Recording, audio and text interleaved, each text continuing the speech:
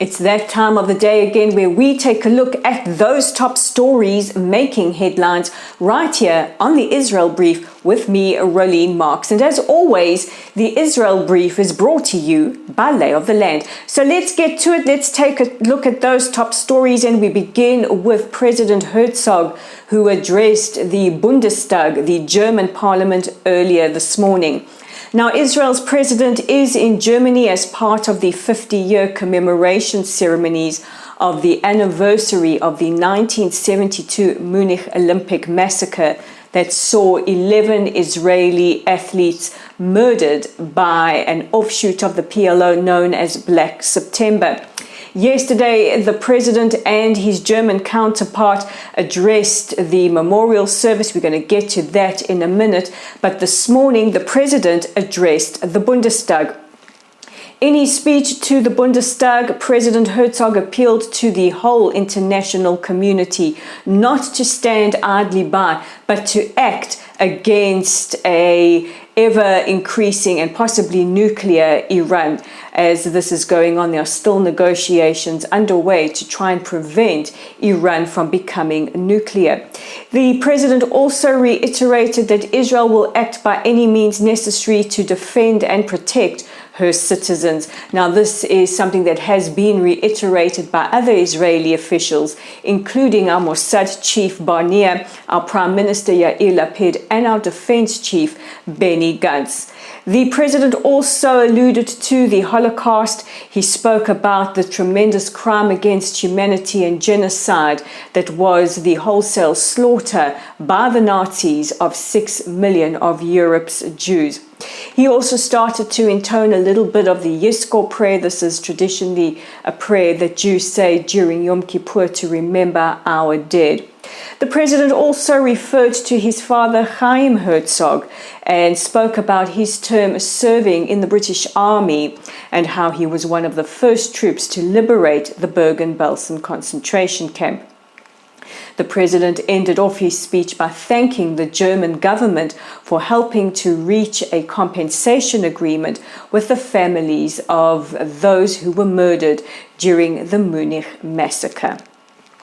Now, while we're on the subject of the Munich massacre, because we commemorate that terrible, terrible tragedy on the 5th and the 6th of September every year, and this year is the 50th anniversary. Now, there has been a delegation from Israel led by President Herzog that took part in commemoration ceremonies in Munich yesterday. The ceremony was opened by German President Steinmeier, who spoke about the great sorrow, saying that today is a day of sorrow. And he said that even though Black September, the Palestinians, were responsible for carrying out the murders, Germany bears responsibility because Germany could have prevented what could have been and should have been preventable. Germany has taken a lot of criticism over the last 5 decades for the blunders that led to the murder of the 11 athletes. He also said that it has taken 5 decades to reach an agreement and asked for forgiveness for the fact that this happened on German soil. President Herzog also then addressed the audience. He spoke about how when he first heard the news of the massacre as a little boy, listening on the car radio as he was driven to school by his father, and that they held their breath, that time actually stood still, and that the grief was pervasive throughout Israel and the Jewish world as once again Jewish blood was spilled on German soil. The president also spoke about the Hebrew term halal, which refers to anybody who has been killed or has been lost. And he said that this leaves a void, and that the 11 murdered Israeli athletes were halal, that they had left a void that could not ever be filled.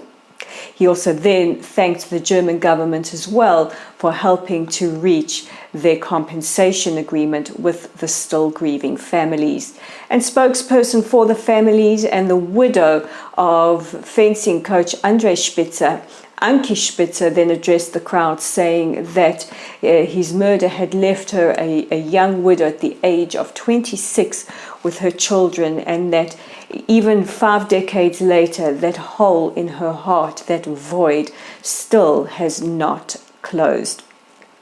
The president also met with Chancellor Scholz to discuss Iran and other bilateral issues.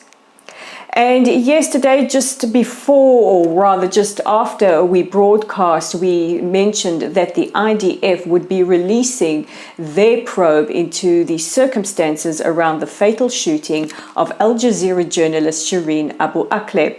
Well, this operational because the IDF since the beginning have been clear that if it was an error of an Israeli soldier, it was a tragic accident and absolutely not premeditated.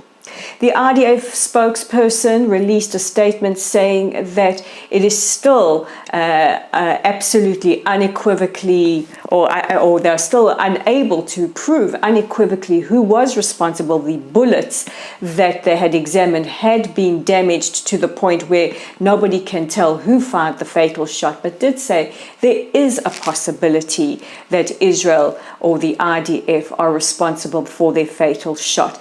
This is a line that the IDF has said since the incident took place. Now, we know that war correspondents take a tremendous risk to their lives, whether it is reporting in Ukraine or whether it is reporting in Mexico or right here on our doorstep in the West Bank. You take a tremendous risk with your life when you go into any kind of high combat situation. This is also an issue that has been politicized from the very beginning, and the IDF's findings just also echo those of the Palestinian coroner as well as the US Department of State, who also carried out an independent forensic investigation, and that it is inconclusive who exactly was responsible. The Palestinians have rejected the IDF probe and are adamant to take this to the International Criminal Court at The Hague. Now, there are schools of thought that believe that this has been the Palestinian agenda from the beginning to look for some way to take Israel to the ICC. And yesterday we said Mazal Tov to Liz Truss, who beat Rishi Sunak to become the new leader of the Conservative or Tory party in the United Kingdom, making her the third female prime minister and the third from that party.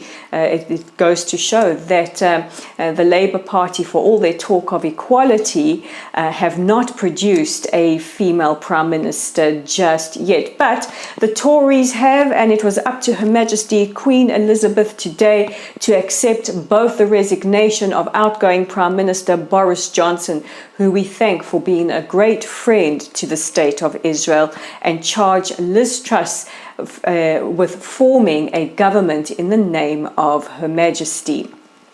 Liz Truss performed the requisite kiss of the hand of the monarch, and we are confident that she will take her record from being a great foreign secretary, a great friend of the State of Israel, into her premiership. We wish her every success.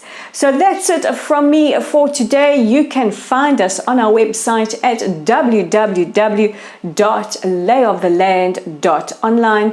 Our Facebook page is at Lottle's site. If you haven't already liked or followed us, please consider doing so. Our YouTube channel is at The Israel Brief. We are steadily growing, but if you haven't already clicked on that red subscribe button, please do so, and invite your friends to do so as well. And we're on Twitter at LayOfTheLand5.